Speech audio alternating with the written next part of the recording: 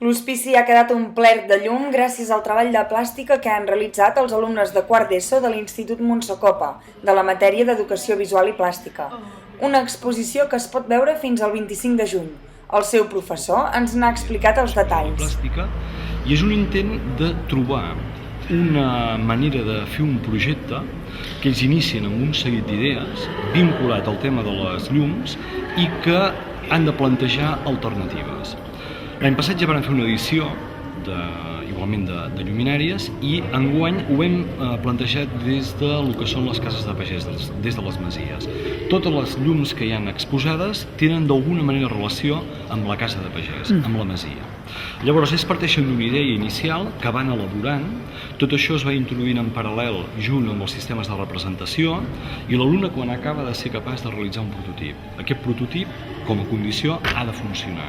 I aleshores aquest resultat d'aquest prototip és el que està tot exposat aquí a l'hospici. Càndid Sempere, professor de literatura de l'Institut, a partir d'un diàleg amb els alumnes, ha realitzat uns escrits per tal de donar a entendre què representa cada làmpada. La idea és que aquestes làmpades, si les posem totes soles aquí a l'hospici, en el mateix espai se les menja. Aleshores, la idea de posar com un parany perquè el públic pari i vegi la làmpada en un context. El parany és el text. Cada text és una història diferent, evidentment el mateix nexe d'unió, que és la masia, i explica això, petites històries del món rural i que fan que quan vegis la làmpada la vegis amb uns altres ulls. Històries com la de Laura Olmedo, que representa la companyia que et fa la llum a l'hora d'anar a dormir. Ens va dir que havia de ser una làmpara de la casa de pagès i vaig pensar en les gallines. El primer que se m'ha venir va ser les gallines i vaig pensar en els ous, que eren molt importants a la casa de pagès. Pensar que ho podríem posar aquí, això és com un llit, perquè és com una làmpara de nit, no? Com de ficar allà.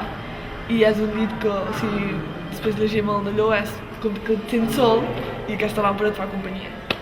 Martí Julià ha creat un llum molt original inspirant-se en un estri de la masia. Es diu rampí perquè té com una forma estil rampí, que té els tubs que surten, normalment són pals, però jo hi he ficat tubs, ja que ens van demanar el tema de la casa de pagès. Llavors, el tub aquest negre és tub d'instal·lació elèctrica i per dins hi passen els cables i un tros una tira de fil ferro. Dídac Morera exposa un llum de decoració i ens ha explicat que està molt content amb l'experiència.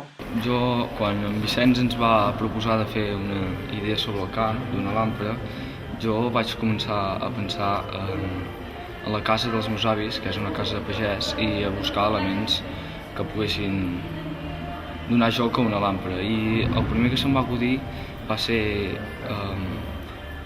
utilitzar les canyes, perquè hi ha un gran canyissar allà a casa dels meus avis, i això, fer una làmpara, utilitzant un tros de biga com a suport.